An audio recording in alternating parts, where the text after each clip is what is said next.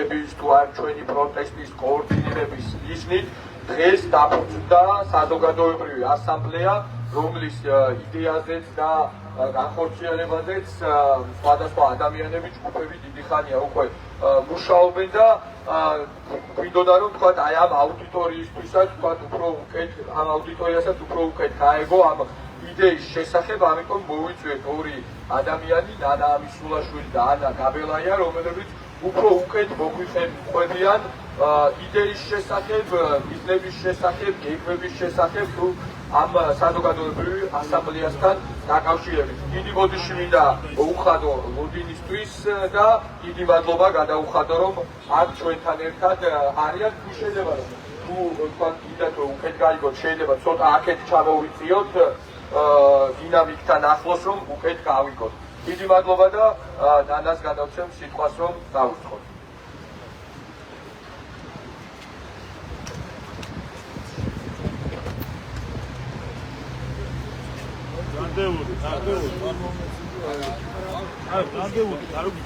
არა გიშლის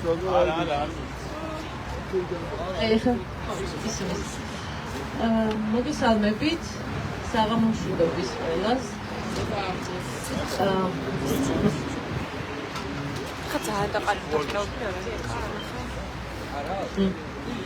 ითიშება ნახოთ. მოიცა მეორე მიკროფონს მოგცემ.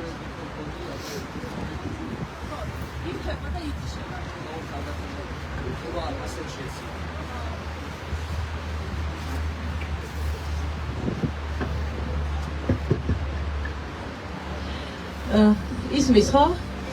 მოგესალმებით კიდევ ერთხელ. უპირველესად დიდი მადლობა თქვენი მხრიდან აქ დგომისთვის, იმიტომ რომ მე ძალიან მაძლიერებთ.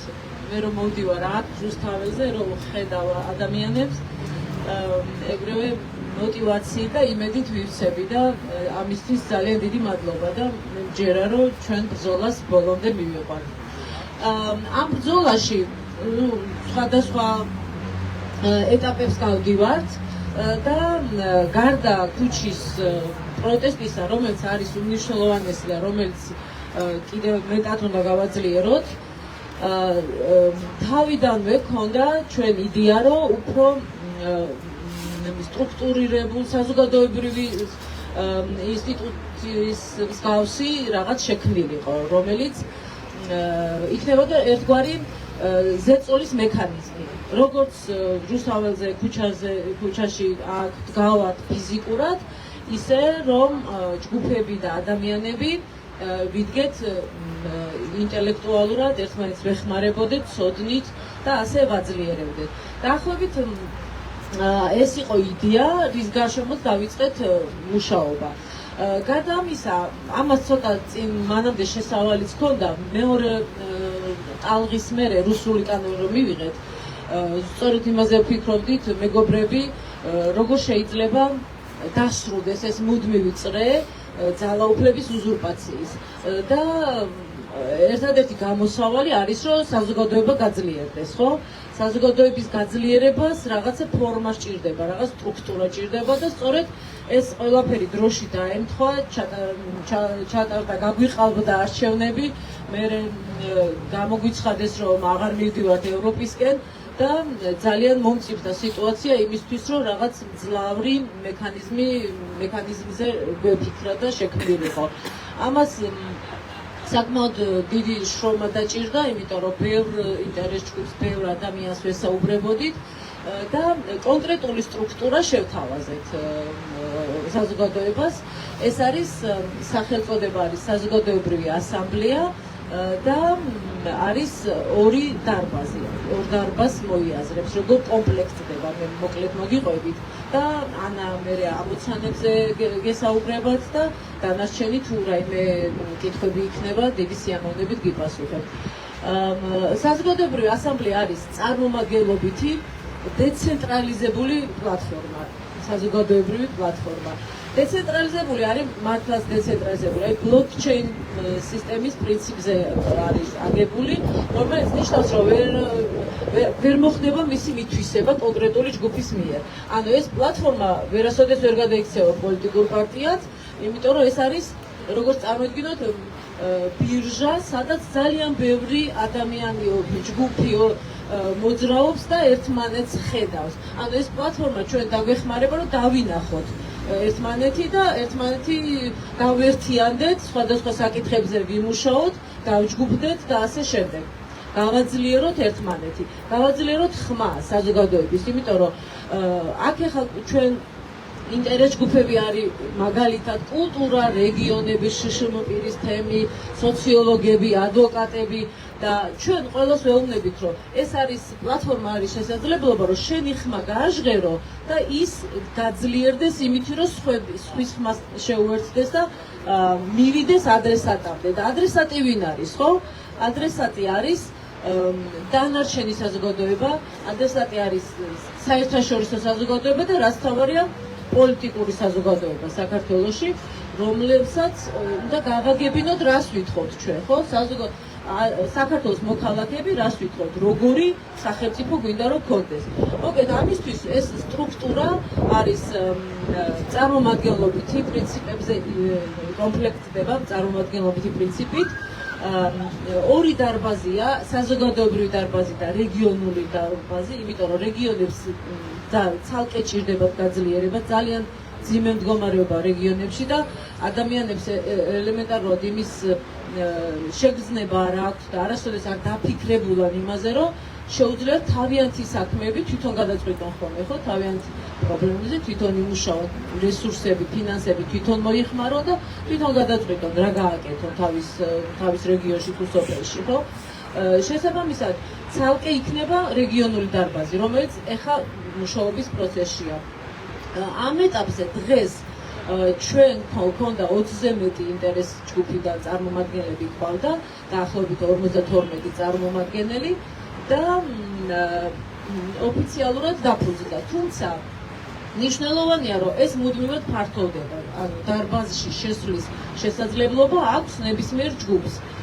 ამ პრინციპებზე აგებული მთავარი შესასვლელი კარი არის მემორანდუმი.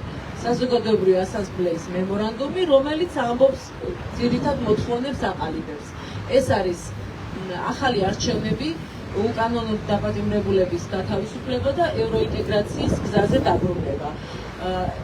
ახალი არჩევნები და უკანონო პატიმრების გათავისუფლება უფრო მოკლევადიანი ამოცანაა, ხვდებით და ამისათვის რა შეგვიძლია გავაკეთოთ, ხო?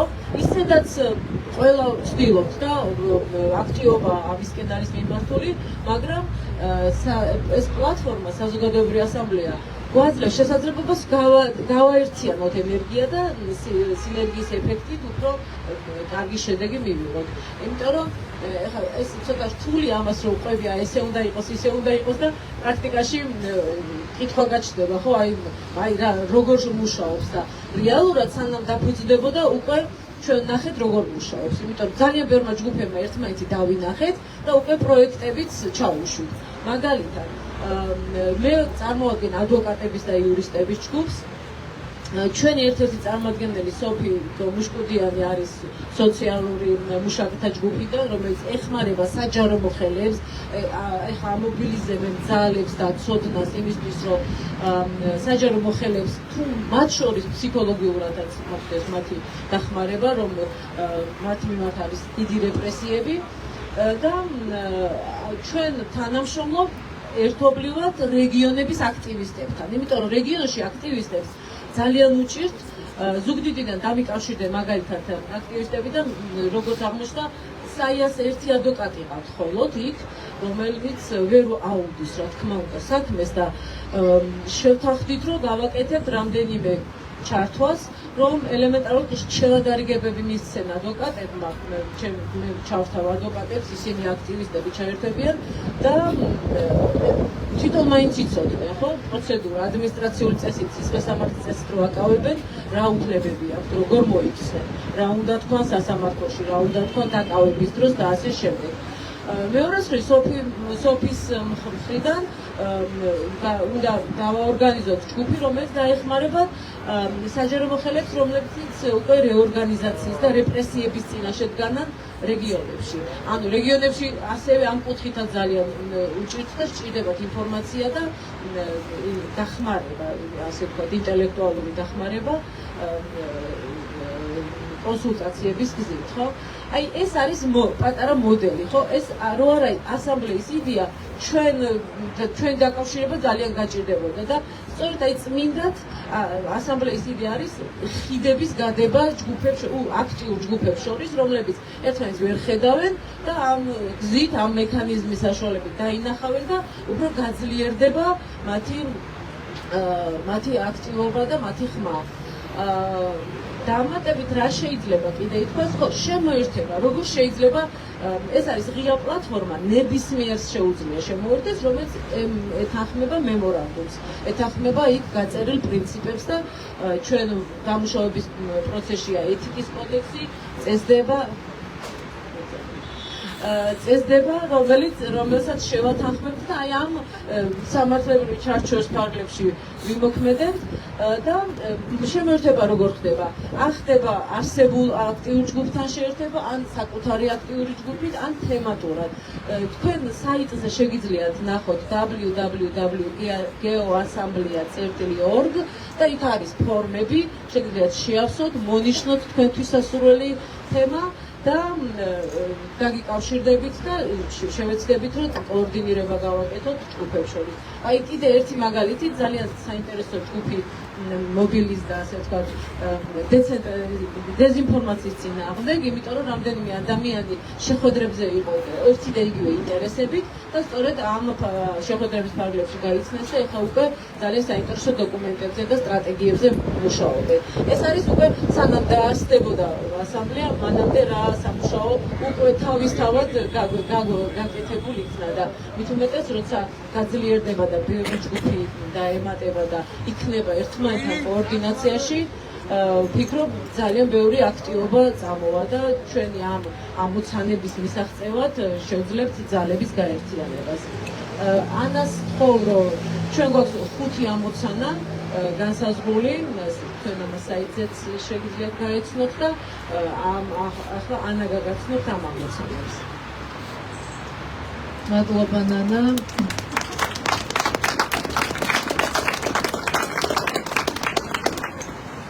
სანამ ამოცანებზე გადავალმეთ, ცოტა შორიდან დავიწყებ და ვიტყვი, რომ ალბათ ასამბლეის ინსპირაცია იყო ჩვენივე თავი და ჩვენი მოქმედებები.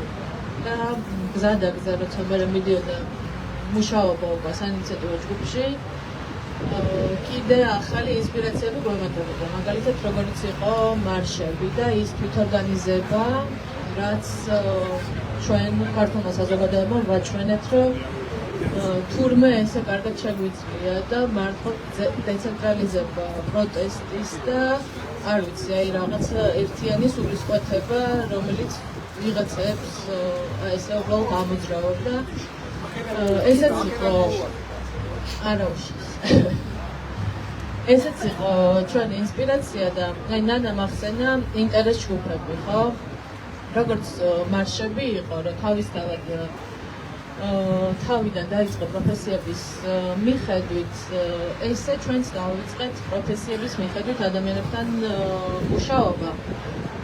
თუმცა ეს არ ნიშნავს იმას, რომ მხოლოდ პროფესიული ჯგუფები არსებობს და ჩამოთვალა უკვე რამდენიმე ინტერეს ჯგუფი, რომელიც უკვე აქტიურად არის ჩართული, მაგრამ კიდევ ძალიან ბევრ ჯგუფთან მიმდინარეობს მუშაობის პროცესი და ფორმირების პროცესში არის ეს ჯგუფები და ახლა რას ნიშნავს თვითონ ეს ინტერეს ჯგუფები და როგორ წარადგენენ ისინი წარმომადგენლებს ასამბლეაში.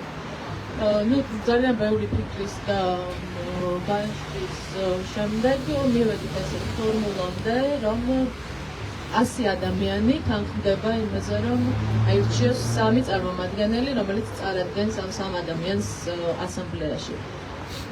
შესაბამისად, ეს 3 ადამიანი ხდება ასამბლეასა და მათ შორის მედიატორი, ასე ვთქვათ. მე უკვე როდესაც აქტიური საკითხები წამოიწევა, რომელზეც ასამბლეა მუშაობას გადაწყვეტს, ეს ჯგუფებიც არიან ძალიან აქტიურად ჩართულები და ყოველდღიურად მუშაობის პროცესში არიან. ჩვენ დღეს დაარსდა ასამბლეა და შესაბამისად ასამბლეამ ამიერიდან უნდა გადაწყვიტოს, რა იქნება ის საკითხები, რომელსაც დააპრიორიტეტებს და პირველ რიგში დაიწყებს მათზე მუშაობას, თუმცა ჩვენ გვაქვს უკვე რაღაც რეკომენდაციის სახით 5 საკითხი, მათ შორის არის ევროინტეგრაციის გზა და იმ დათქმების ასრულება, რაც მაგალითად გვაქვს, სხვა 9 დათქმა. მათ შორის არის კონსტიტუცია და ამ კონსტიტუციის ისეთ კონსტიტუციამდე მისვლა, რომელიც აღარ მისცემს არც ერთ კონკრეტულ ერთ ძალას, რომ მიიტაცოს სახელმწიფო და დაუტოვებს მოქალაქეებს არჩევნის უფლებას, თუმცა რა თქმა უნდა ყველაზე მნიშვნელოვანი არის არჩევნები და რესპублიკის გათავისუფლება. თვითონ ეს ორი საკითხიც როგორც აღმოჩნდა მუშაობის პროცესში ძალიან ბევრი პატარა საკითხად იყოფა. მაგალითად რომ ავიღოთ არჩევნები და ახალი არჩევნები, რომლის დანიშნასაც ყველა ვითხოვთ, სინამდვილეში გვჭირდება მთელ საზოგადოებას დიდი მომზადება იმისთვის, რომ ამ არჩევნებმა ჩაიაროს უფრო სამართლიანად და ნაკლები გაყალბების საშუალება დავუტოვოთ ქართულ ოცნებას და ამისთვის გვჭირდება მომზადება. ამისთვის გვჭირდება, რომ მაგალითად ვესაუბროთ იმ ადამიანებს, რომლებსაც უნდა ესმოდეთ საზოგადოებრივი მაუწყებლიდან თუნდაც სიმართლე და არის. და ამ ადამიანებთან ინფორმაცია უბრალოდ შეიძლება არ მიდიოდეს. და ჩვენ აუცილებლად უნდა გავითვალისწინოთ, რომ ეს არის ერთ-ერთი მთავარი წინაღობა, ასე ვთქვათ, რომ ამ ადამიანებს უნდა ესმოდეთ რა ხდება, უნდა ხედავდნენ, შეიძლება მათ არ ქონდეთ სოციალური ქსელები და ვერ უყურებდნენ მაგალითად იმ კადრებს, როგორ უტყამს ხარება ძიხის მასთან მიყვანილ დაკავებულს, ხო? მაგრამ მათთან რაღაცნაირად ეს ინფორმაცია უნდა მივიდეს. ეს შეიძლება იყოს ერთი ნახვა, შეიძლება მეორე იყოს, რომ უფრო მეტი დამკვირვებელი უნდა იყოს მობილიზებული ახალ არჩევნებზე. მე პირადად რატომღაც თავი შევიკავე ოქტომბრის არჩევნებზე დამკვირვებლად ყოფნისგან და ახლა ძალიან ვნანობ და ახალ არჩევნებზე აუცილებლად მეც დავრეგისტრირდები და ჩემი ირგვლივ მაქსიმალურად მოვაბილიზებ მეგობრებს და ოჯახის წევრებს, რომ მათაც იგივე გააკეთონ. არის ძალიან პატარა დეტალი, რომელიც სინამდვილეში არის თანაბარი მნიშვნელობის და საბოლოოდ მივყავართ გამარჯვებამდე. და სწორედ ამ პატარა დეტალებთან დაკავშირებით გვინდა, რომ ასამბლეაში შეკრებილი ადამიანები ჰქონდეთ რაღაც სივრცე, სადაც ერთმანეთს შეხვდებიან, დაელაპარაკებიან, აზრებს გაცვლიან და იმუშავებენ ამ საკითხს. და ასამბლეა ვერანაირად ვერ იქნება ის ინსტიტუცია, რომელიც აღასრულებს რაღაცას, მას შეიძლება, რომ იმუშაოს საკითხებზე სრულიად ენთუზიაზმზე, საკუთარ ენთუზიაზმზე დაყრდნობით, ასე ვთქვათ და გასცეს როგორც რეკომენდაცია საზოგადოებასაც მისცეს ეს რეკომენდაცია და პოლიტიკურ ძალებს მისცეს დაკვირვება, რომ ჩვენ ავიღეთ საკითხი, დავუთმოთ ამას დრო, ენერგია, მივედით აი ამ დასკვნამდე და ჩვენი აზრით ესე იქნება უფრო მარტივად.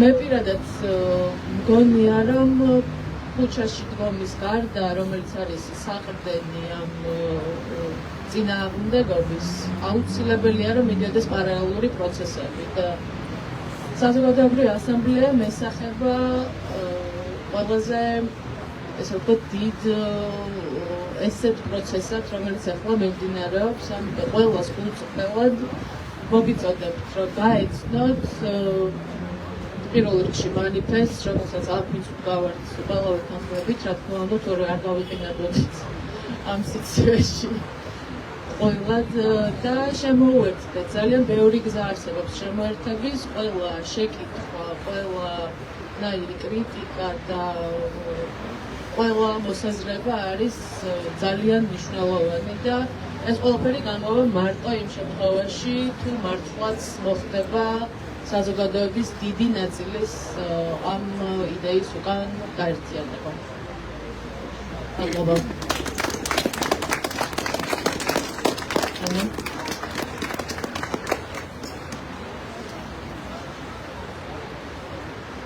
თუ კითხვები ხომ არ გაქვთ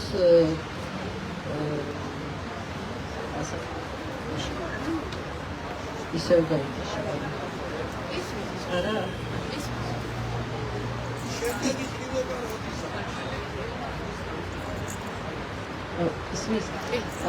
შემდეგი შეხვედრა, უკვე წარმომადგენლების შეხვედრა შაბათს იგეგმება. ამ პერიოდში სამუშაო შეხვედრა დაგეგმილი, რომ მოიმზადოს და საკითხები გაიტანოს შაბათს უკვე და ეს აქტიურ მუშაობაში ვარ ჩართული. გარდა იმისა, რომ 23 ჯგუფია, 20 მეტი ჯგუფია უკვე მობილიზებული, მუშაობთ ასევე პროცესშია და სხვა ჯგუფები და მუშაობთ მათ ვეხმარებით, როგორ გააკეთონ მობილიზაცია და როგორ ჩამოაყალიბონ და წარმოადგენლები წარადგინონ ასამბლეაზე. ასევე შემოდის უკვე ინიციატივები, აი დღეს უკვე იყო სხვადასხვა კერძო ინიციატივები, რომლებიც უკვე ამუშავდება, დაიწყება მათი განხილვა. ეს იყო რეგიონების მიმართულებით, ეს რაღაც იდეები და ინიციატივები, დეზინფორმაციის მიმართულებით არის კიდე საზოგადოების მოთხოვნა არის მაღალი, რომ ეს რაღაცნაირად გავერთიანდეთ და ვებრძოლოთ ამ დიდ ნაკადს დეზინფორმაციის და რაღაცა ჩვენი როლი გავაძლიეროთ საინფორმაციო ბრძოლაში. ასე რომ აქტიურად ვიწყებთ მუშაობას და მართლა ნებისმიერი ინიციატივა და ნებისმიერი თქვენგანის გამოხატული ინტერესი არის მნიშვნელოვანი, იმიტომ რომ ამაც აღნიშნა. რას ვაკეთებ? ეს მხოლოდ მაშინ გამოვა, თუ ძალიან ბევრი გავერთიანდებით. ანუ ჩვენ ეხლა როგორც საზოგადოება ვქმნით ისეთ მექანიზმს, რომელსაც უნდა დაემორჩილოს პოლიტიკური ნაწილი. სხვანაირად ჩვენ თუ არ გავძლიერდით და ხმა თუ არ გავაძლიერეთ, ჩვენი და ხმას როგორ ვაძლიერეთ, ხო ერთად დგომით, ერთად ფიქრით, ერთად მუშაობით და აი ამ ერთად შეთავაზებების გაკეთებით, დაკვეთის გაკეთებით, ხო, საზოგადოების პოლიტიკური ნაწილის მიმართ, აი ეს არის ხმის გაძლიერება და ეს ამას ვცდილობს ჩვენი სტრუქტურა. ეს მექანიზმი, აი წარმოიდგინეთ, ჩვენ ვინც ამას ვაკეთებდით, წმინდად, როგორც საინჟინრო ჯგუფი ვართ, ხო, მექანიკოსების ჯგუფი და არა რაღაც დაფუძნებელი ან გამგეობა ან რაღაც განსაკუთრებული გუნდი. ეს უბრალოდ სტრუქტურა კეთდება, სადაც განთავსდებიან უკვე აქტიური ჯგუფები. ჩვენ არაფერს არ ვიგონებთ, ჩვენ კი არ ვააქტიურებთ ხალხს. ხალხი აქტიურია და ადამიანები და ჯგუფები უბრალოდ ვაკავშირებთ და ვაძლიერებთ. ასე რომ აი ეს იყო იდეა რა და გარდა ამისა, წეგან გამომსჭა პოლიტიკურ ნაწილზე ვთქვი, რომ როგორც პოლიტიკური პარტია არ გადაკეთდება არასოდეს, იმიტომ რომ შეუძლებელია. ანუ ეს პლატფორმა მითვისება, მისაკუთრება ვერ ხდება, იმიტომ რომ ჰორიზონტალურია. ვერტიკალი თითქმის არ გააჩნია. ვერტიკალი გვაქვს რამდენიმე ტიპის გადაწყვეტილება, მაგალითად შევიმუშავეთ რამდენიმე კონსტიტუციის მოდელი და რომელს გაუწევს ასამბლეა რეკომენდაციას, რომელს დაამტკიცებს, ხო? სხვა მხრივ არ არსებობს ვერტიკალი, შესაბამისად ვერავინ ვერ ჩაიგდებს ხელში, ასე ვთქვათ, მმართველობას. თუმცა ჩვენ ძალიან დიდი იმედი მაქვს, უბრალოდ მე ძალიან დიდი იმედი მაქვს, რომ აქ ჯგუფები ერთმანეთს გაიცნობენ და დაორგანიზდებიან და შეიძლება პოლიტიკური პარტიები წარმოიშვას, ხო? ხილვადობა უნდა იყოს. ადამიანებისთვის ეს თავის გამოჩენის და საზოგადოებისთვის თავის გაცნობის შესაძლებლობა უნდა იყოს, იმდენი უნდა იყოს, ხო და ამიტომ შესაძლებელია რომ დააბადოს ამან ახალი პოლიტიკური პარტიები. რა თქმა უნდა, არსებულ პოლიტიკურ პარტიებთან დიალოგი, ეს ფორმატი მოიაზრებს და ძალიან მნიშვნელოვანია, სხვანაირად ზეწოლას ვერ განახორციელებთ, ხო? თუ არ ელაპარაკე და თუ არ გააგებინო, რომ ჩვენ აგეთ ძალიან ბევრი ადამიანი შევიკრიბე და გადავწყვეტეთ, რომ ეს გვინდა თქვენგან. შესაბამისად, დიალოგი მნიშვნელოვანია და არის თვითორგანიზებაზე და მოხალისეობრიობაზე დაფუძნებული ეს პლატფორმა. თვითორგანიზება რატო? ჯგუფები შემოდიან, ინიციატივას აყენებენ ადამიანები და ამ ინიციატივაზე პასუხისმგებელი თვითონ არიან. არავინ არავის დავალებას არ აძლევს. ჩვენ თვითონ ვიწყებთ და ისა ვაინიცირებთ და ვიწყებთ საქმეს, რომ ეს გვაინტერესებს, ეს უნდა გაკეთდეს, ეს გონია რომ მნიშვნელოვანია ჩვენი პროტესტისთვის და ჩვენი გამარჯვებისთვის.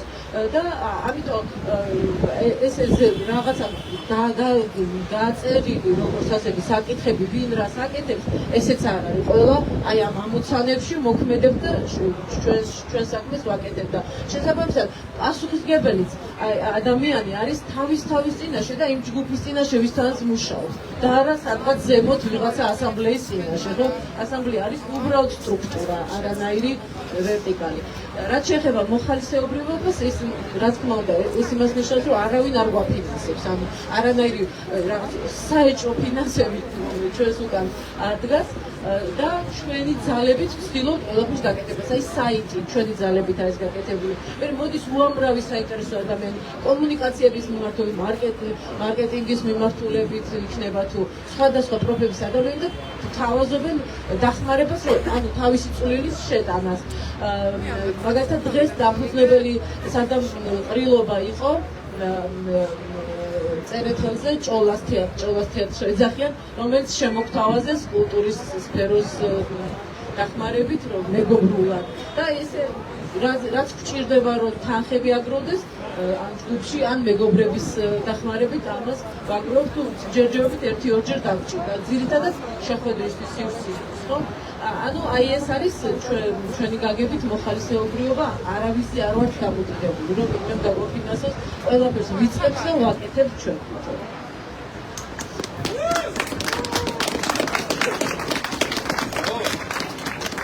კითხები ხარ გაქვს? მე დავსვი, კითხები ხარ გაქვს და მე იმდენი ვილაპარაკე, მეგონი ყველა ვისაც ექნებოდა დაავიწყდებოდა. შაბათს გეგმავთ შემდეგ შეხვედრა. არ ვიცი, დავწერთ.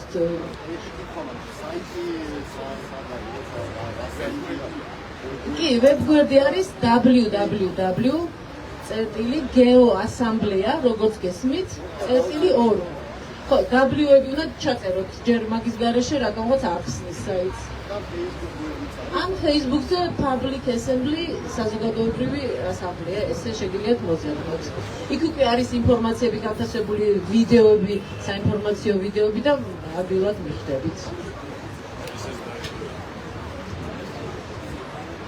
მეგობრებო, მადლობა გადაუხადოთ დანას და ანას პრეზენტაციისათვის, მარკეტინგისთვის, საზოგადოებრივი ასამბლეის და თავიანთი საქმიანობისთვის.